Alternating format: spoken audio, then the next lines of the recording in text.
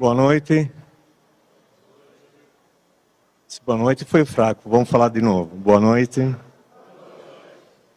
Não sei qual é o melhor ponto aqui. Tem coluna aqui, outra ali, mas creio que o telão vai mostrar tudo. Mas antes, para ninguém ficar como torcicolo, por gentileza, se puder virar sua cadeira para cá. Estou aqui para dizer que não existe nenhuma pessoa sobre a face da Terra que não tem jeito. Algumas vezes nós olhamos para nós mesmos e falamos, não tem jeito. Olhamos para alguma pessoa e falamos, não tem jeito. Olhamos para um conhecido e falamos, não tem jeito.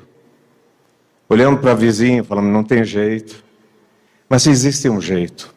Por isso, te desafio a olhar para seu convidado, a pessoa ao seu lado, para falar para ele, você tem jeito.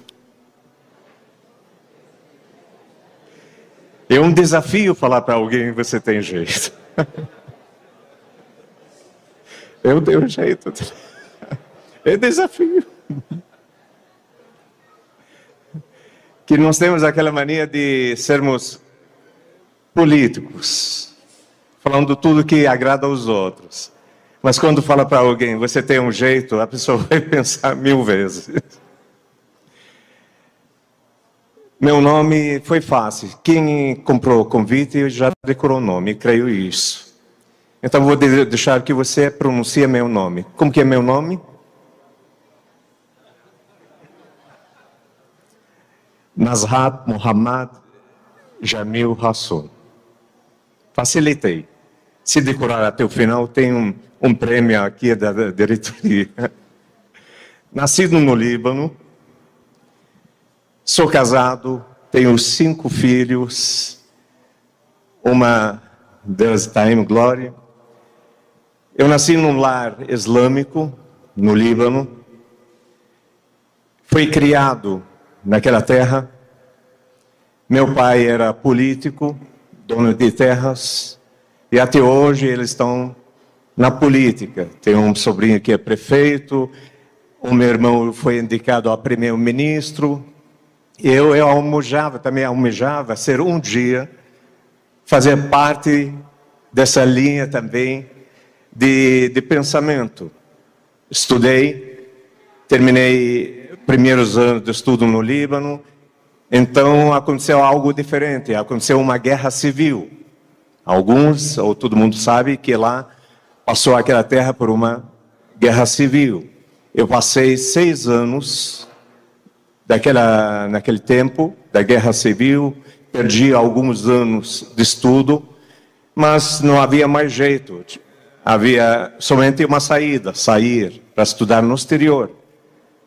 Estava matriculado nos Estados Unidos para fazer meu curso de odontologia e de repente me chega uma ligação de um irmão que morava aqui no Brasil falando para mim, não vai para os Estados Unidos, vem para cá, porque o estudo é mesmo qualquer lugar do mundo.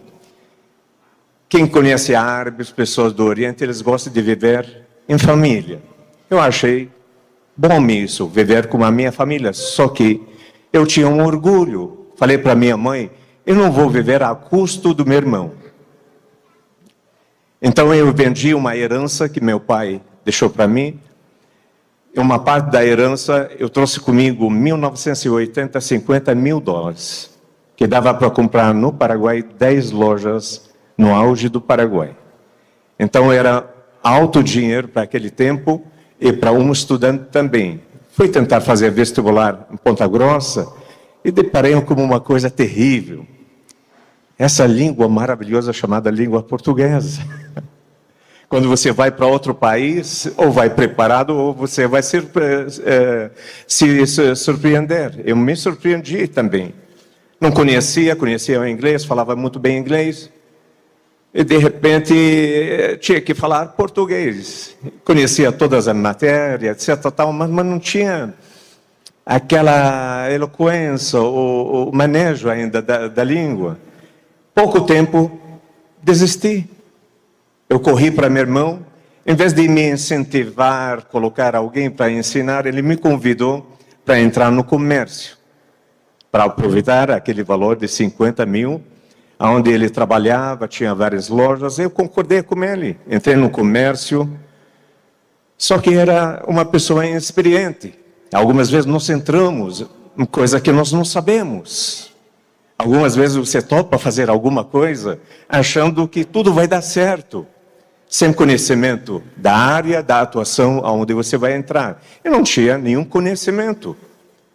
E simplesmente, algum tempo, pouco tempo, já estava casado, já tinha alguns filhos também, mas também comecei a perder aquele valor que eu tinha. Perdi tudo, fui à falência, fui enganado, fui traído, infelizmente, pela pessoa mais próxima.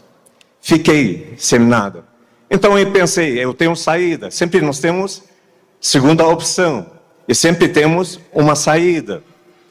Eu lembrei da minha herança, dos meus pais, que ainda havia parte. Então vendi outra parte daquela herança, essa vez, $100.000. O dobro que era. Falei, agora eu vou fazer meu comércio, vou trabalhar sozinho, vou trabalhar como sócio. Por que foi pensar assim? Algumas vezes você determina fazer, de repente eu volto atrás. Chegou para mim a mesma pessoa que me traiu a primeira vez. Coração mole. No comércio não pode ter coração mole, não.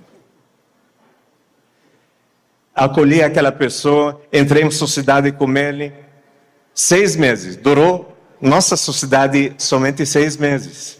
6 meses ele quebrou todas as lojas, que eram 4 lojas no Brasil, mais uma no Paraguai. Quebrou todas as lojas. Eu saí quase falido. Eu estava construindo minha casa, tinha uma família, 3 filhos, e somente saí com duplicadas a sendo descontadas no banco. Muito bem. Eu consegui somente pagar aquela casa, concluir a casa, e depois acabou o dinheiro. O que você faria nessa hora?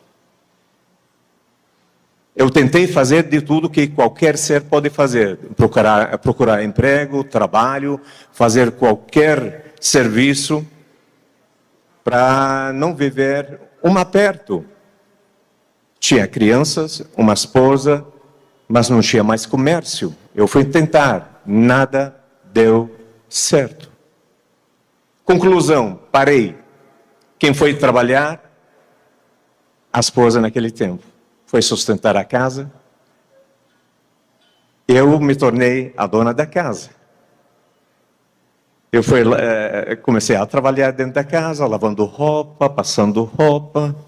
Imagina um árabe cheio de orgulho fazendo esse serviço. Aqui em Londrina ninguém tem isso, todos os homens trabalham. Isso depois vão consultar as mulheres aqui. Todo mundo ajuda dentro da casa, sem dúvida. Eu tinha que fazer todo o serviço, cuidar das crianças, e a mulher chegava no final do dia reclamando daquele serviço. Que aqui nenhum homem reclama disso, nenhuma mulher reclama do marido. Eu vi tantos homens pegando tanto bombom hoje. Eu vi homens pegando uma dúzia de uma vez, falando por uma semana que não falou que ama. Brincadeira. Então, para uma árabe saindo daquela terra que tem tanto orgulho, que não queria viver a custo de ninguém, sendo sustentado, para mim foi demais. 1 ano e meio, a esposa naquele tempo foi trabalhar, sustentando a casa, e eu clamava de todas as formas para sair daquele jeito. Tentei qualquer tipo de emprego, até no final comecei a clamar por qualquer assunto. Escuta bem, quando nós começamos a clamar por qualquer assunto, esse assunto vem a oportunidade. E decisões erradas nessa hora é tomada também. Pelo aperto, pela dificuldade. Quando eu olhava para os meus filhos dentro da casa, abrindo aquela geladeira que era cheia antes, rica, e pediam coisas simples de criança e não havia, para mim não foi tão fácil isso, não. Quem já passou por lutas aqui, dificuldades, apertos, sabe o que significa essa palavra. Olhar para seu filho, olhar para sua filha, olhar para dentro da sua casa e falar, agora não sei aonde vou pôr sobre a mesa. Nessa hora tomamos decisões erradas. Mas eu estava esperando algum milagre, algum acontecimento. E um milagre acontece. Seja positivo ou negativo, vai acontecer. Um dia me liga uma pessoa conhecida, me falando que ele sabia da minha situação, sabia que eu estava parado há mais que 1 ano e meio, não estava trabalhando, estava mais perto. E ele me convida para trabalhar como representante de uma firma no exterior.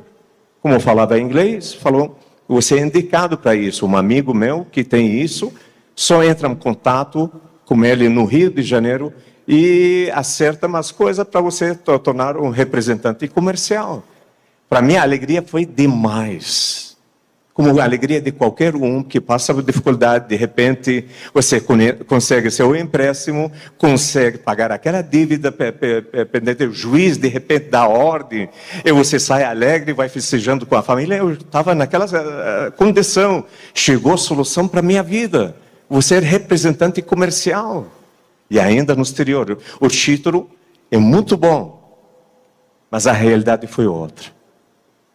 Quando cheguei no Rio de Janeiro, eu descobri que o trabalho não era representação comercial, coisa nenhuma. Era convite, e o convite era recusável, mas para mim naquele tempo não era recusável.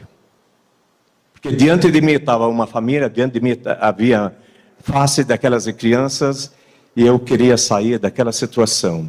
Fui convidado a trabalhar como tráfico de drogas. Uma coisa que eu não pensava na minha vida fazê-la. Nunca foi ensinado isso. Aliás, ninguém nasce pensando fazer o mal. E ninguém nasce para fazer o mal. Mas algumas vezes a circunstância da nossa vida nos leva. E nós aceitamos fazer o mal. Era convite. Eu pensei naquela hora, ou aceito ou não aceito. Mas a condição que eu estava vivendo me obrigou a aceitar, pensando como muitos hoje em dia pensam. Vou fazer uma vez e pronto, acabou. Somente vou alcançar aquele valor determinado, reerguer a minha vida e depois viver uma vida pacata junto com a família. Algumas vezes nós fizemos um pacto com pessoas, uma sociedade desnecessária, mas a circunstância nos obriga a fazer uma associação com alguém. E no final nos arrependemos amargamente. Eu aceitei, a condição que foi me dada foi uma condição normal, porque normalmente esse pessoal simplifica o trabalho que vai ser feito. Falam para mim que vai ser assunto de pegar um carro, dirigir um carro por 2 quadras, e acabou o assunto. E ainda me pergunta quanto você quer para fazer esse serviço. Eu pensei, pegando um carro para andar 2 quadras e entregar para alguém, é de graça, tem que ser de graça. Eu não tinha experiência nenhuma. A pessoa que me chamou, de repente me oferece $50 mil para fazer aquilo. Quase a primeira parte do dinheiro dos meus pais. Um valor altíssimo para seu tempo. Concordei a fazer aquilo, pensando que ia fazer uma vez e pronto, e acabou. Esse negócio foi realizado no exterior. Não foi fácil, como foi dito. Todo dia eu tinha que sair para ir um depósito, abrir aquele depósito, tirar uma mercadoria, uns 200 quilos de cocaína, carregando 2 vezes por dia aquilo, saindo na cidade de Nova York, de Brooklyn a Manhattan, passando por aquela ponte famosa dos filmes, carregado com aquelas quantias, entregando para um traficante colombiano no outro lado. Foi uma semana, não foi somente pegar um carro e acabou o assunto. O mal simplifica aquilo que vai acontecer. Para mim foi assim, foi atraído como muita gente, muitas vidas sendo atraídas, facilitando. Você vai ganhar dinheiro. As pessoas veem somente os valores, não vê o risco, não vê que a vida deles está sendo colocada em xeque, não entende que um dia podem perder a própria família, e assim por diante. Terminou aquilo que eu fiz, Não aconteceu nada, voltei e falei, nunca mais vou trabalhar. Mas o mal opera numa forma que nós não entendemos. Quando eu cheguei para receber minha gratificação, eu recebi $50 mil e recebi a mais $30 mil a mais, pelo bom serviço que foi prestado, como reconhecimento. Então falei, agora eu tenho muito mais que eu precisava para recomeçar. Nunca mais juntei a família, fui para passear com a família. Nós estávamos em Maceió, na praia, tranquilos. Não falei para ninguém aonde eu estava, nem para a sogra. Um perigo falar para a sogra.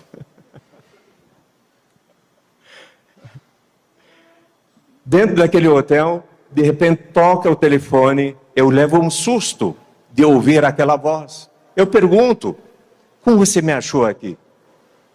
Ele me fala simplesmente assim, não importa como eu te achei, acaba com suas férias, manda sua família para casa, e você tem que viajar. Para onde? Colômbia.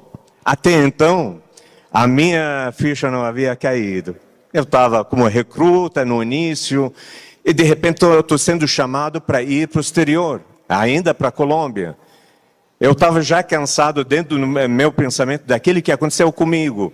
Falei, eu vou viajar, vou para a Colômbia, e lá vou dizer com uma pessoa que está me chamando que não quero trabalhar mais. De certo modo, eu era inocente. Algumas vezes nós não sabemos o tipo de fogo que nós estamos mexendo com ele. Eu não quero mais. E, na verdade, cheguei em Bogotá. Bogotá estava me esperando uma jovem senhora. Depois foi descobrir que era a esposa do chefe do tráfico. E isso um tratamento especial, diferenciado. Pessoalmente estava me aguardando, me esperando no aeroporto. Me levou no carro particular dela. Quando chego naquele palácio, que chama o palácio, porque era tão enorme, somente a sala com a cascata que tinha maior que esse lugar todo. Dinheiro de tráfico, poder. Quem estava me esperando na porta daquele palácio, uma pessoa que não conhecia antes, mas de repente me recepciona como se fosse melhor amigo. Por gentileza.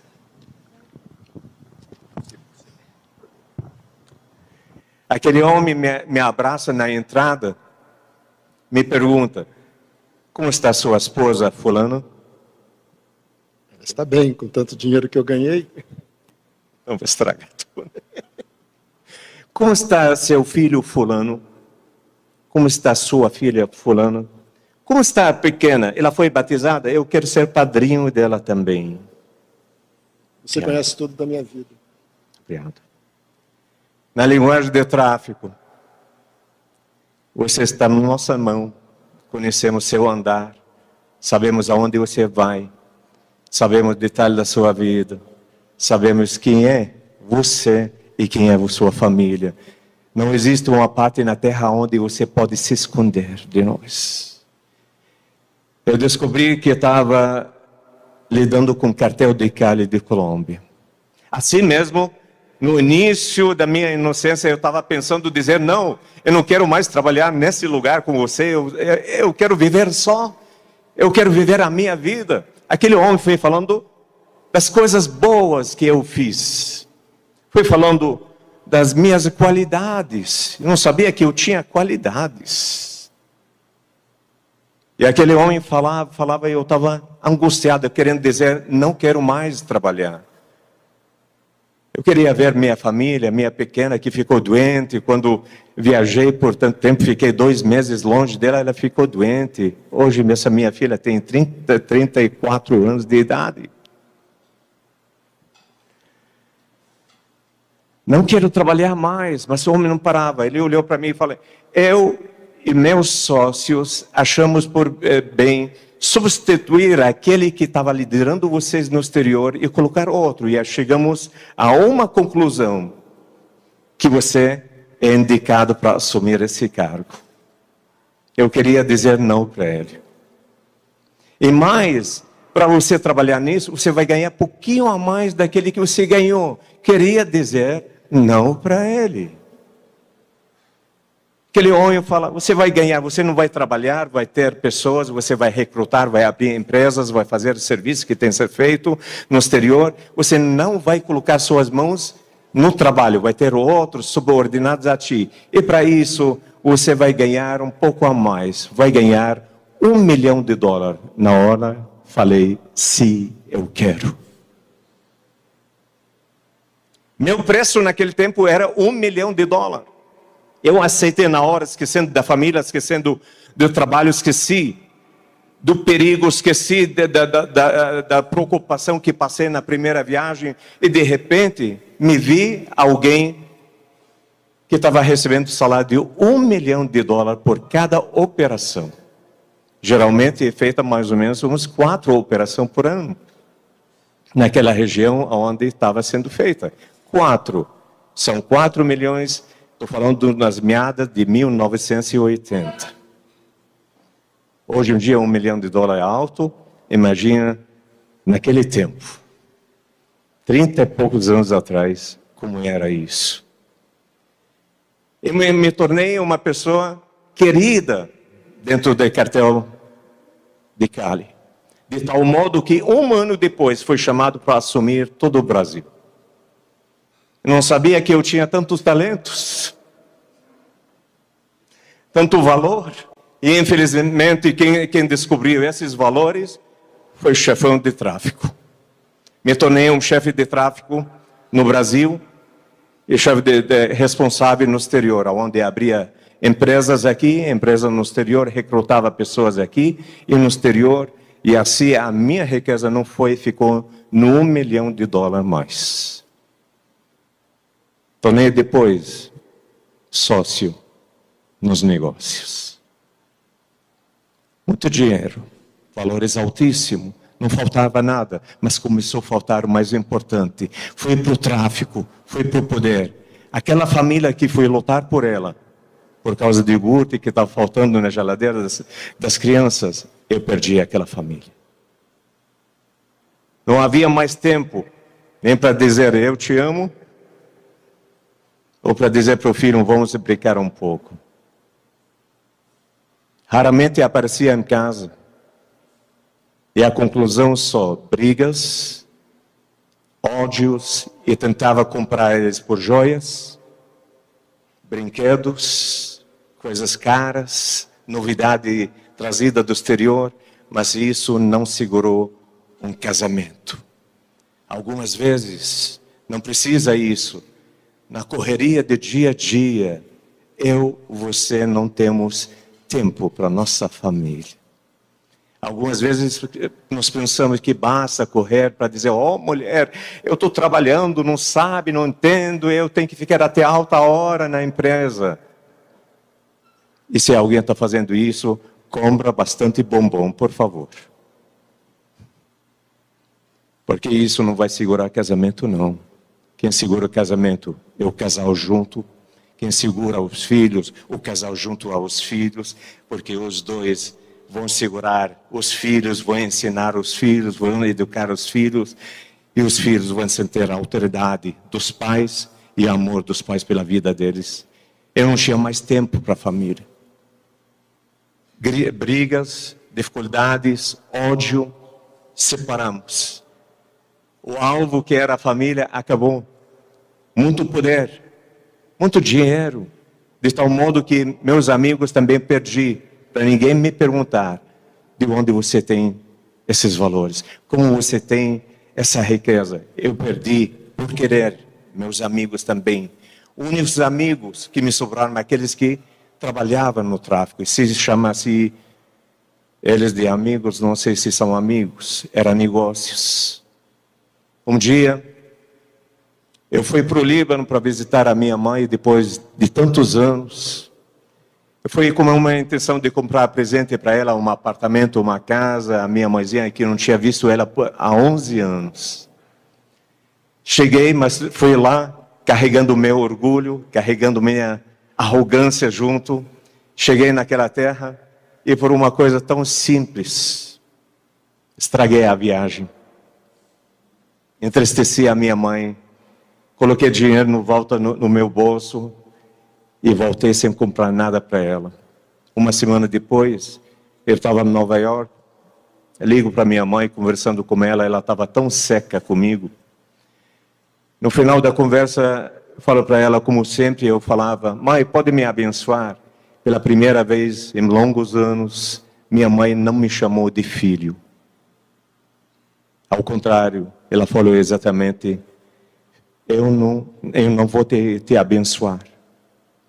A minha mãe, pela primeira vez, fala uma palavra, eu sou caçula da família. Você sabe, quem tem caçulinha é bem cuidado, bem amado, bem paparicado. De repente a mãezinha olha para ele e fala, não vou te abençoar. Daquela hora senti o céu se fechar sobre minha vida. De tal modo que na mesma noite eu fui dormir arrasado no sofá, naquele apartamento em Nova York, nem foi para a cama. E naquele sofá teve um pesadelo, um sonho e uma visão, não sei o nome que pode ser dito a respeito daquilo. Eu me vi chegando numa cidade, num lugar, numa casa, aonde saiu uma moça grande, que era minha filha, que era pequena. Eu pergunto para ela, filha, você terminou seu estudo? E ela me fala, não. Aquele sonho estava me dizendo que ia ficar longe da minha filha, vou ver ela depois de um tempo, ia estar maior que aquilo que ela está.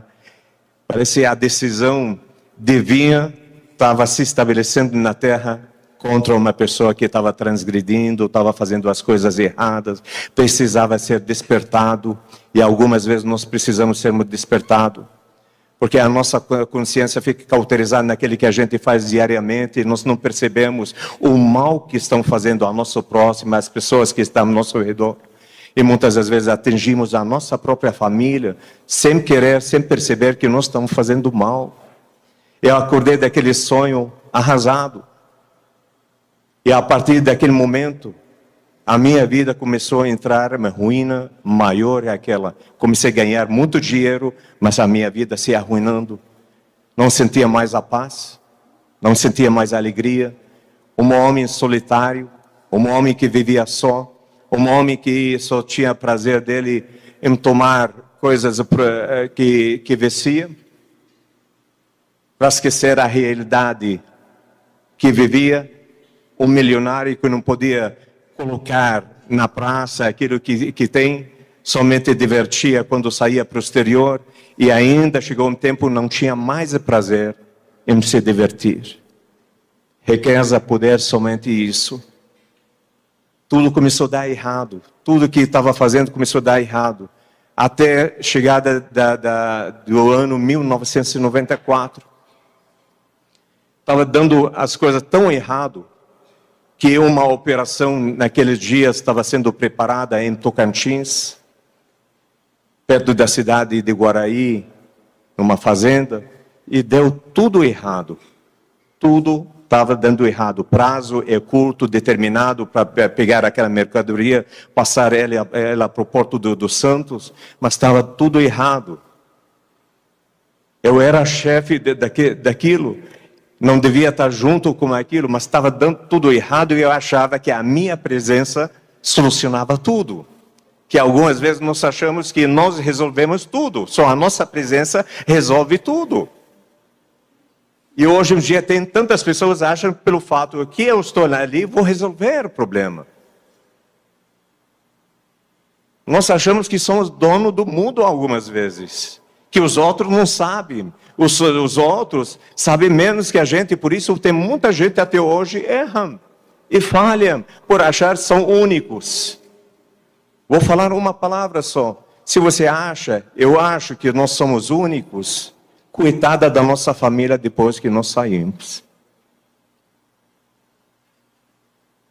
Nós temos que confiar nas pessoas. Não falo de tráfico, mas em qualquer área. Nós precisamos de socorro, de ajuda das pessoas ao nosso redor. Como numa empresa, a empresa não funciona porque o diretor, o supervisor está ali, mas porque tem um conjunto de pessoas que tem que ser tratada num modo humano, respeito, para produzir melhor. Algumas vezes achamos que só nós que resolver um problema. A minha palavra resolve. Por isso me desloquei do lugar dos meus esconderijos e fui para acompanhar aquela carga. Uma carga que caiu na mão da Polícia Federal em 1994, em 4 de junho daquele ano. Jornais, televisões e muitas partes do mundo falaram sobre isso, porque não foi qualquer caso. Foi a maior apreensão de cocaína da América Latina. Segundo maior apreensão do mundo, 7.500 quilos de cocaína. Foi apreendida naquela fazenda. Aquele valor daquela carga era 150 milhões de dólares no atacado e no varejo chegava a 1 bilhão de dólares. Foi preso junto, apesar que não devia estar lá, mas as circunstâncias, o ser divino permitiu isso, para que esteja ali, para acabar uma história, uma jornada de transgressão. Fomos presos nos primeiros dias. Nós ficamos dentro de uma fazenda, antes de chegar para a fazenda, para invadir a fazenda, porque foi preso numa estrada perto. Foi à noite, eu pensava que ia acompanhar aquela carga até posto para descansar, depois ia pegar o avião e ia voltar para a minha cidade, tranquilamente. Nunca imaginava que ia ser o fim naquele dia, naquela noite. A polícia prende a gente, eu como motorista, na estrada. Eles demoram para invadir a fazenda, para o segundo dia. E naquela noite nós ficamos presos na Polícia Rodoviária Federal daquela cidade, onde contemplei certas coisas que serviram para mim depois para pensar e meditar. Naquela noite fiquei preso dentro do carro, sozinho. E certa hora apareceram 2 da polícia, com aquele capuz na cabeça, rodeando o carro. De vez em quando eles batiam no carro, no capô do carro. Eu assustado olhando para eles, falando, são perigosos, eles querem me assustar ou querem acabar comigo.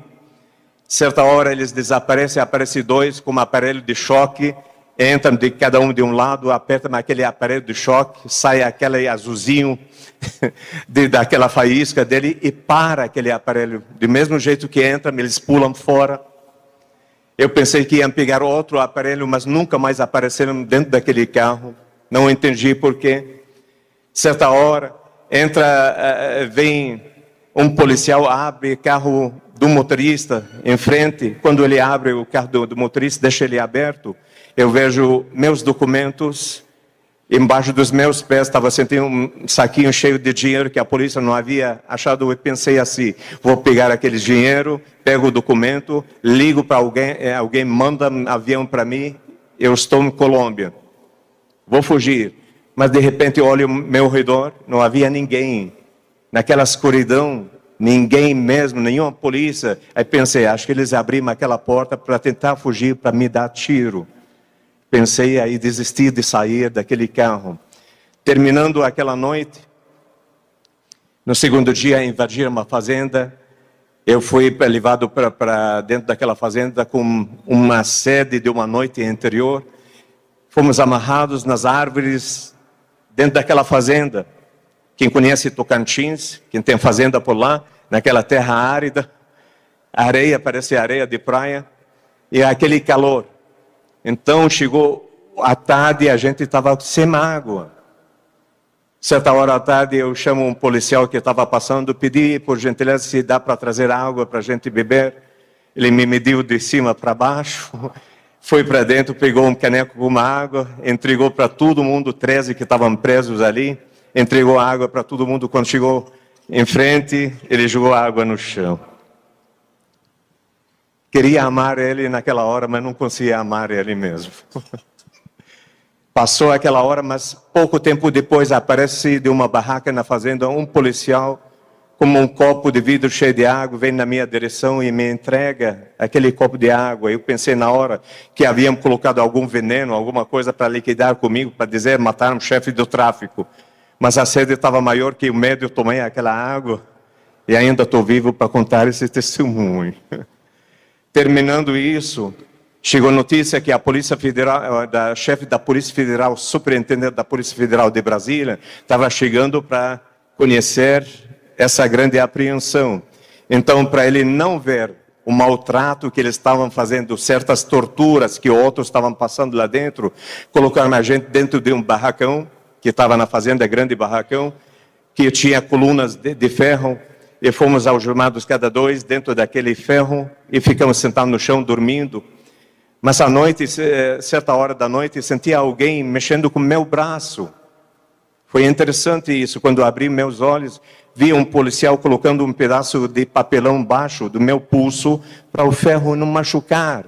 Eu vi aquilo, desmaiei, dormi, mas achei estranho. Segundo dia, me chega um policial, eu estava com um Rolex de ouro no pulso. Ele fala para mim, eu vou tirar a algema, você vai tirar esse relógio e colocar no seu bolso.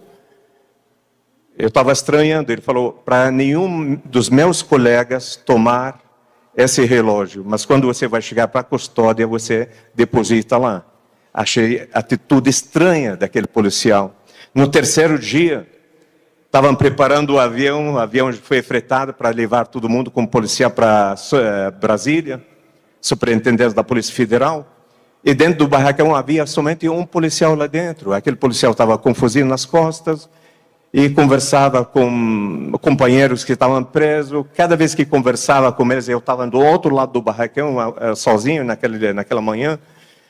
Ele falava e olhava para mim, falava para dois e olhava para mim, olhava para outros dois e falava para mim, de tal modo que fiquei irado, fiquei com raiva. Falei, ele quer interrogar eles a meu respeito, mas eles não sabem nada da minha vida.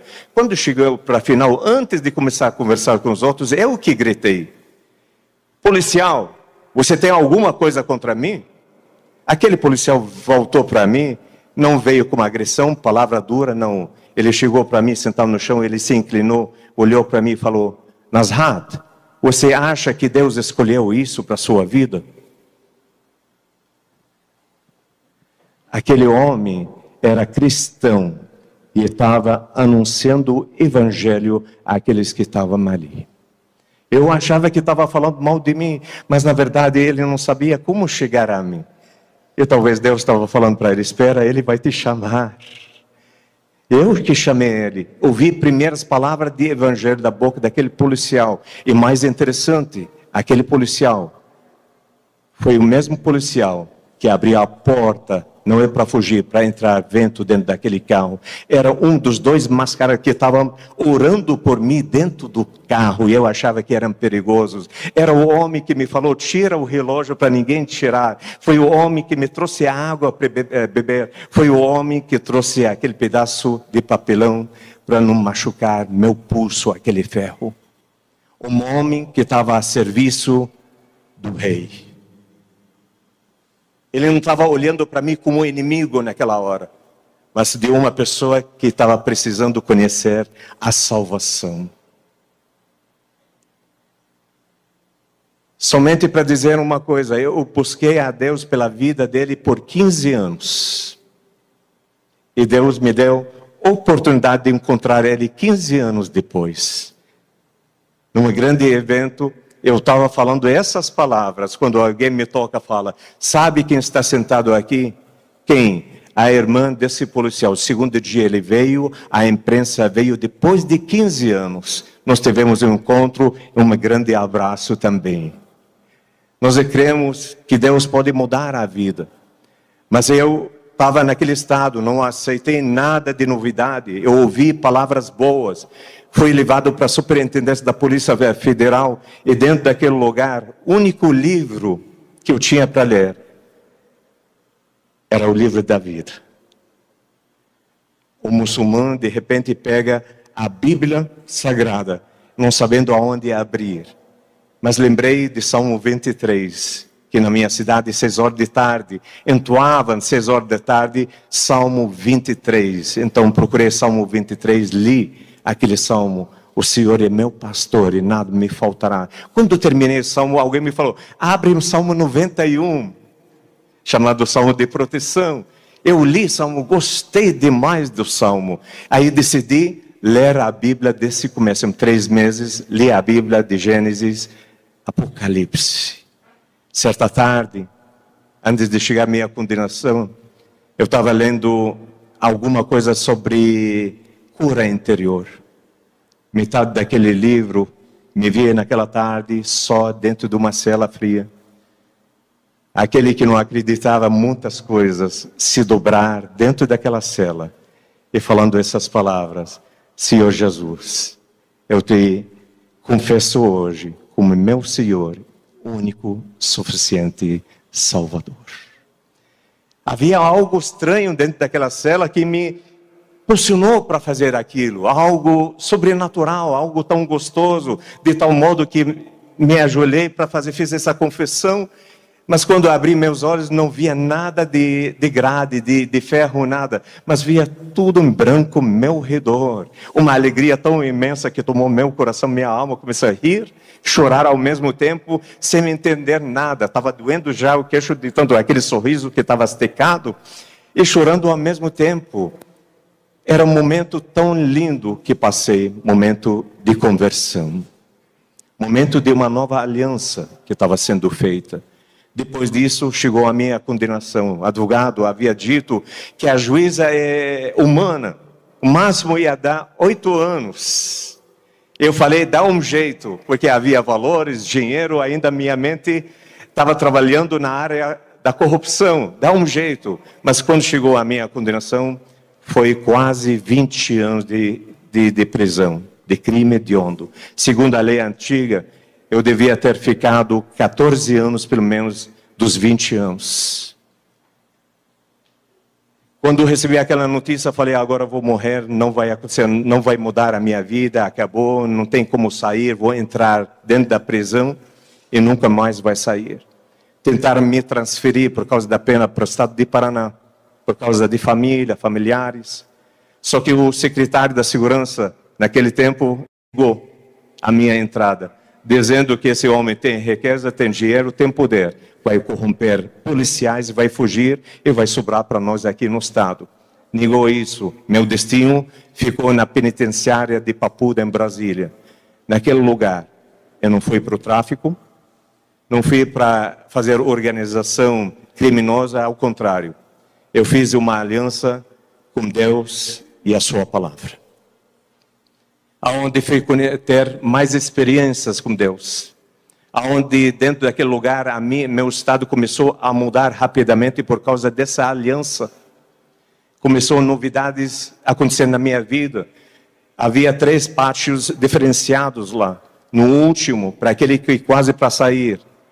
A minha mudança para outro pátio foi dentro do humano. Eu me batizei depois de 3 meses dentro do presídio, para as pontos da polícia também. Até chegar a me perguntar, é verdade isso ou mentira? Que qualquer um pode duvidar na atitude de uma pessoa dentro de uma prisão. Me mudaram rapidamente porque procuramos alguém para dar ensino da língua inglesa para quem estava preparando para fazer vestibular lá no presídio. Aí descobriram que eu faço isso, me chamaram para lecionar. Naquele pátio, fui mudado para o 3º pátio, onde tinha mordomia, podia comprar meu refrigerante, meu docinho, e o mais importante, havia uma igreja constituída naquele lugar. Deus estava mudando tudo na minha vida tão rápido, mas me faltava uma coisa. Algo, uma ferida que estava na minha alma. Aquela voz que não reconheci quando pronunciou aquelas palavras. A voz da minha mãe, quando falou, não te abençoo. Aquilo martelava minha cabeça, minha mente. Eu queria mudança. Mas como dentro da prisão? Ela mora no Líbano, eu estou preso. Mas um dia, sem questionar como aconteceu, como entrou, na segurança máxima, entrou um celular.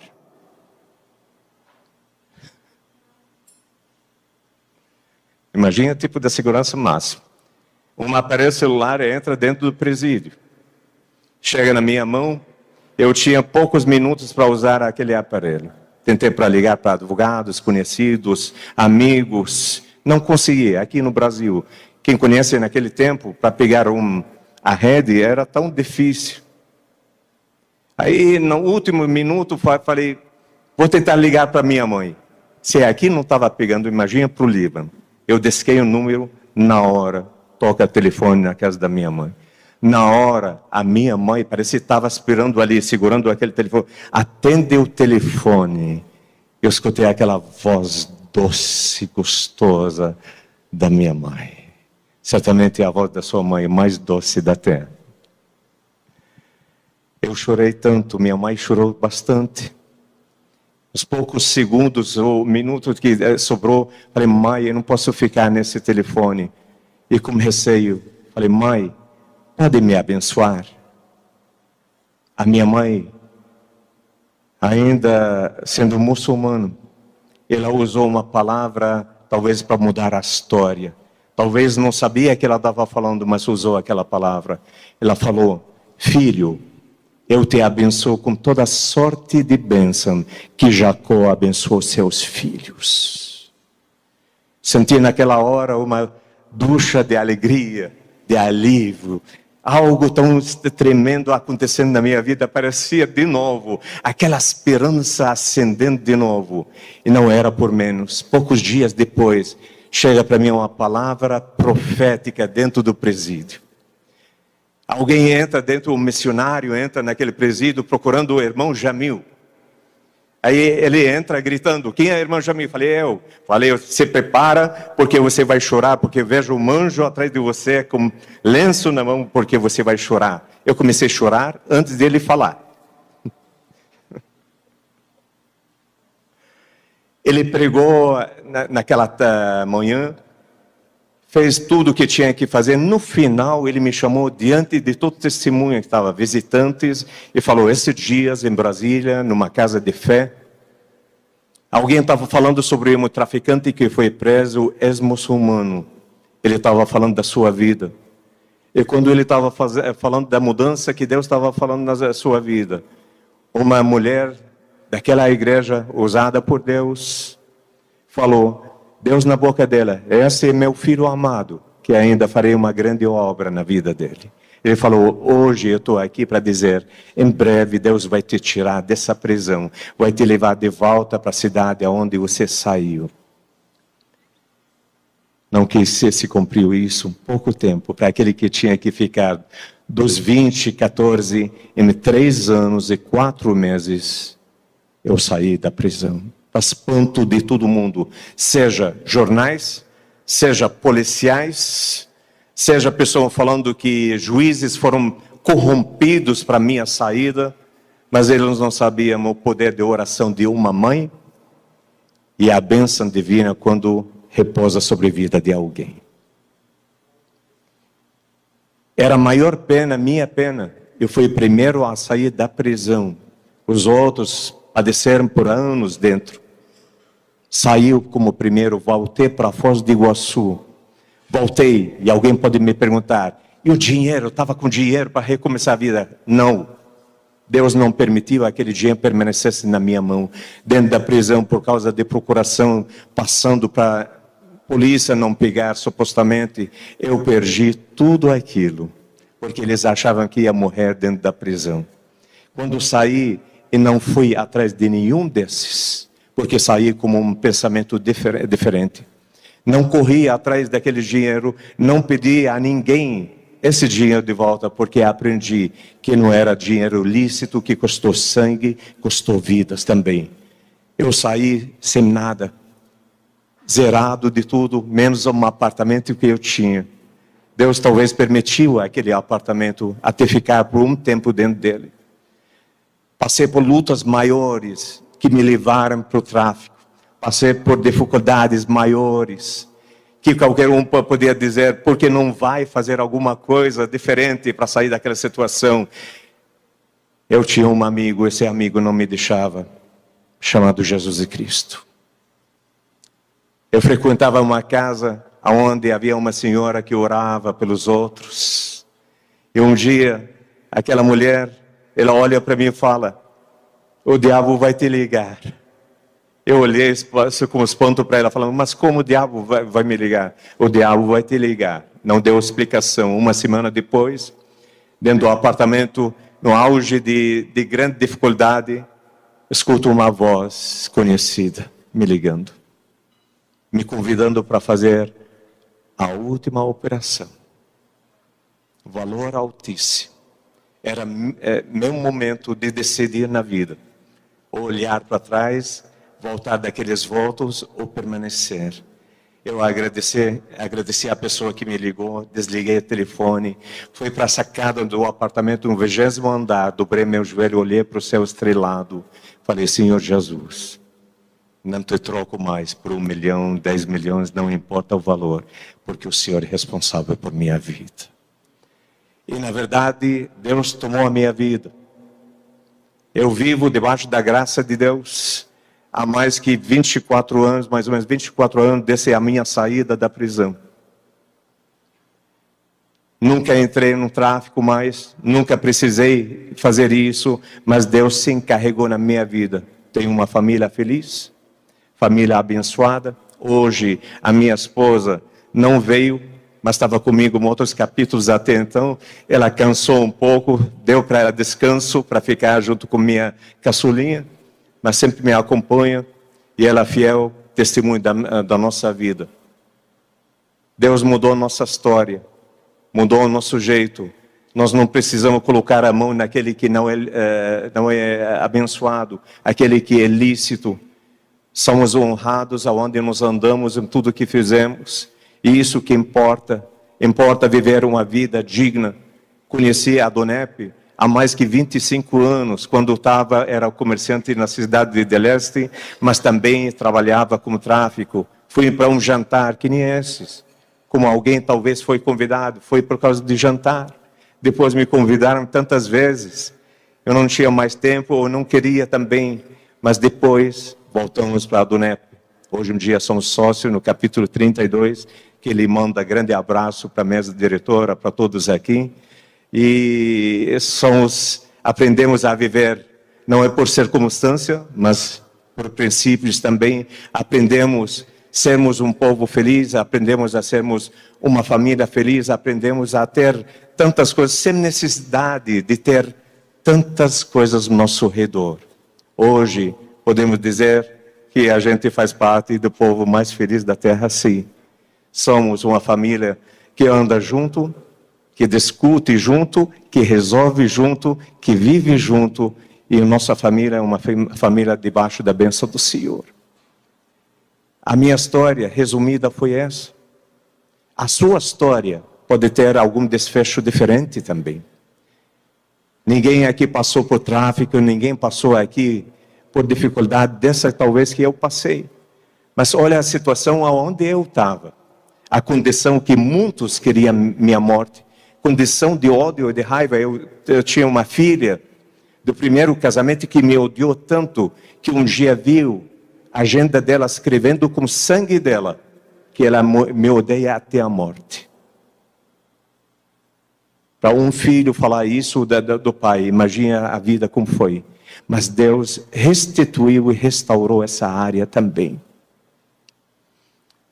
Deus mandou ela para viver em Foz. E um dia foi me procurar. E a vida até se transformou.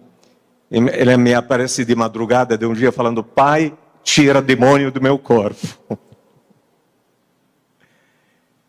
E um dia vi ela fazendo aliança com Deus dentro de uma casa de fé. Uma semana depois vejo o marido dela fazendo aliança também juntamente com ela. Depois de um tempo, os dois se transformam em ministros dentro de uma casa de fé. Um filho meu que é advogado em Itajaí, uns 10 anos atrás ele me liga, pai, eu vou para Foz. Falei, seja bem-vindo. Ele falou, não pai, eu estou indo com propósito especial. Falei, qual é? Eu estou indo, mas eu quero ser batizado, quem vai me batizar é o pai. Deus vai muda a nossa história, muda nosso passado. A filha que era pequena naquela história, nesse ano Deus me deu uma alegria de ver ela, através do testemunho que eu dei no começo do ano. Eu estava em Santa Catarina, ela foi junto pela primeira vez. Depois, um mês, ele manda fotos, ela sendo batizada dentro daquela igreja.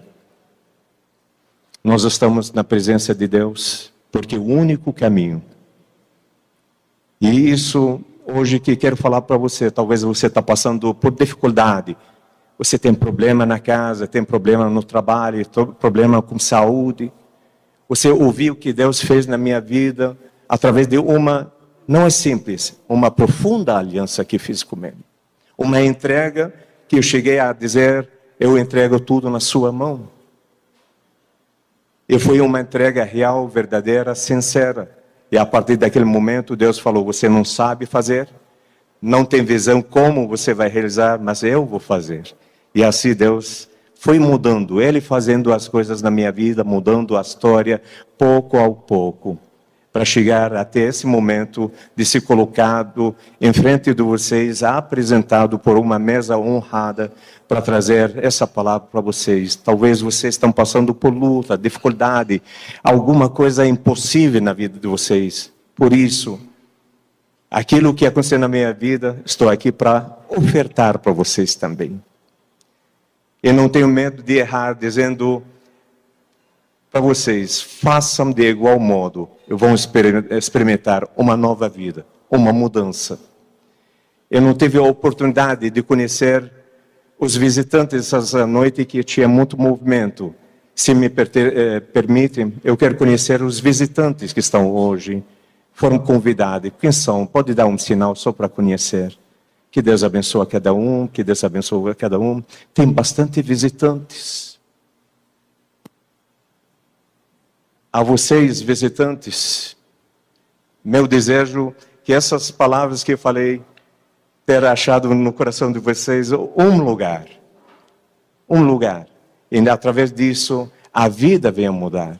Mas vou dizer outra palavra. Sem uma aliança, não há mudança. Sem uma atitude positiva diante de Deus, não existe mudança. Por isso, eu quero fazer um ato. Se você acha por bem de fazer comigo, vou te agradecer, porque vai ser para seu bem como foi um dia para o meu bem. Se você acredita nessa palavra que foi dita, hoje nós não mostramos recorte da Isto É, não mostrei os livros que foram escritos, jornais que escrevemos sobre o rei da cocaína, mas todos vocês estão aqui, a mesa diretora já conheceu. E vai descobrir que realmente Deus fez milagre na minha vida, mas fez milagre através de uma aliança.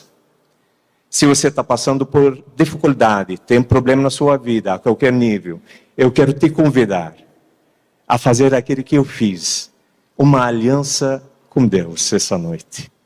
Se você concorda comigo, quero te convidar a se colocar em pé nessa hora, por gentileza. Eu sei que os passos são apertados, mas se puder levantar, levante agora. Que eu queria fazer uma pequena oração junto contigo.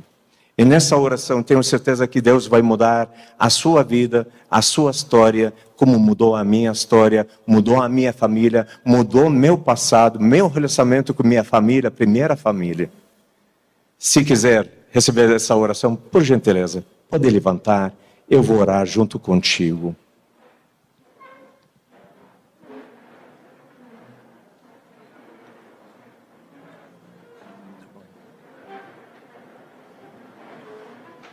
Eu não estou te convidando para mudar de religião. Eu não estou fazendo nenhum apelo para você mudar de religião.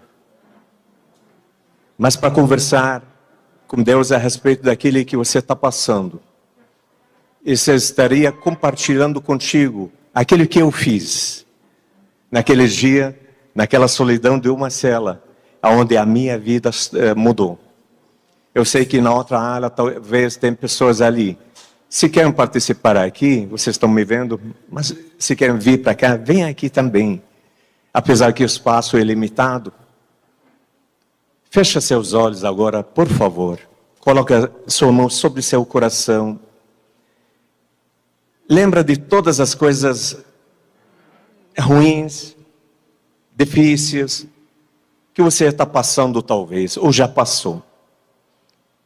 Olha para quantas vezes você tentou lutar por si mesmo, quantas vezes você tentou e quantas vezes você fracassou também. Quantas vezes você tinha certeza que falando aquela palavra ia dar certo e de repente você recebeu uma grande decepção. Você foi enganado de repente por amigos, por pessoas tão chegadas. Você queria um lar tão alegre e feliz, mas ao contrário está acontecendo na sua vida. Você queria ver seus filhos com boa amizade, mas algumas vezes você fala, como vou tirar eles daquela situação? Algumas vezes seus negócios parece que não andam, não vão em frente, estão no mesmo lugar há anos, não muda, passa ano, outro ano não muda, e você está questionando por quê, por quê, por quê? Eu estou aqui para dizer, existe solução para a sua vida. Assim como um que estava no mundo de crime, assim como alguém foi odiado pela sociedade, assim como alguém que muitos queriam a morte dele com razão também, alguém que praticava coisas ruins, Deus olha para ele e fala, mediante aquela aliança, eu vou te mudar a vida, eu vou te dar outra oportunidade para que seja honrado na mesma sociedade que queria a sua morte. Se Deus mudou o meu estado, mudou aquele que era horroroso, mudou aquele que estava horrendo na minha vida, mudou a história da minha vida, será que não pode mudar seu casamento? Será que não pode mudar sua situação comercial? Será que ele não pode mudar sua situação familiar? Será que ele não pode tocar na sua saúde para receber milagre de cura? Claro que sim, mas ele precisa ouvir a sua voz. E a sua voz dizendo que ele pode isso se ele quiser. Por isso, gostaria de orar. Lembra de todos os momentos difíceis na sua vida. E faça de voz alta, se puder, faça de voz alta. Repete comigo essas palavras que me deram vitória um dia. E não vão ficar para mim essas palavras. Quero compartilhar contigo, porque essas palavras são verdadeiras e Deus vai habitar na sua vida, vai mudar a sua história. Coloque a sua mão sobre o seu coração e diga comigo, Senhor, Senhor, a minha vida está cheia de muitas altas e baixas, Senhor. Eu não tenho muitas das vezes para onde fugir. Algumas vezes eu penso na minha capacidade, mas muitas das vezes a minha capacidade não serviu para nada. Algumas vezes penso no meu intelecto, mas muitas das vezes vi que meu intelecto não me levou a lugar nenhum. Algumas vezes penso que o dinheiro que tenho na mão resolve, mas vejo certas coisas que o dinheiro não resolve, Senhor. Por isso, nessa hora, quebrantado diante de Ti, reconhecendo com toda a humildade meus fracassos, minhas falhas, eu estou aqui para fazer uma entrega e fazer uma aliança. Por isso, essa noite, Senhor Deus, eu estou diante de Ti. Senhor Jesus, eu te confesso, nessa hora, como meu Senhor e o único suficiente Salvador. Entra na minha vida, entra no meu viver, entra no meu pensar, entra no minha vida, entra na minha casa, entra na minha família, entra na minha saúde, entra nos meus negócios, muda minha história, Senhor, porque a partir de hoje estou fazendo uma aliança contigo, assim como Jamil disse e fez uma aliança e hoje está livre, eu quero estar livre também, porque eu creio que o Senhor pode na minha vida como fez na vida dele. Pode dizer amém? Eu creio, se mantém de olhos fechados, Senhor, esses já oraram, já confessaram, já declararam, Senhor, que Tu és o único que pode solucionar a vida deles, Senhor. Nessa hora, a vida deles está brilhando, brilhando diante dos olhos deles a vida, Senhor. Eles estão olhando para uma vida nova, uma transformação. Eles estão olhando para um lar alegre, para uma saúde perfeita. Estão olhando para negócios, Senhor, andamento, crescimento. Estão olhando para a família, vivendo a alegria, a paz. Senhor, meu Deus, assim esse pensamento seja completo, seja real, seja verdadeiro, assim como foi na minha vida, assim esteja na vida desses, em nome de Jesus que oro, pedindo, Senhor, escreve nome deles no teu livro eterno da vida, e a partir dessa hora, como filhos, sejam cuidados por ti, abençoados por ti, em nome de Jesus, amém e amém. Amém, queridos. Quem fez essa oração pela primeira vez, pronunciou de voz alta, me dá um sinal. Quem fez pela primeira vez essa oração? Se quer me dar alegria, eu quero te cumprimentar pessoalmente essa noite. Se quiser vir aqui em frente, quero te cumprimentar. Aqueles que fizeram essa oração pela primeira vez, venha aqui, vou deixar com você uma lembrança para lembrar desse dia. Por gentileza, pode vir aqui, quero te abraçar e quero te dar as boas-vindas às vitórias que vão vir. Quem fez isso, eu estou esperando aqui, pode vir.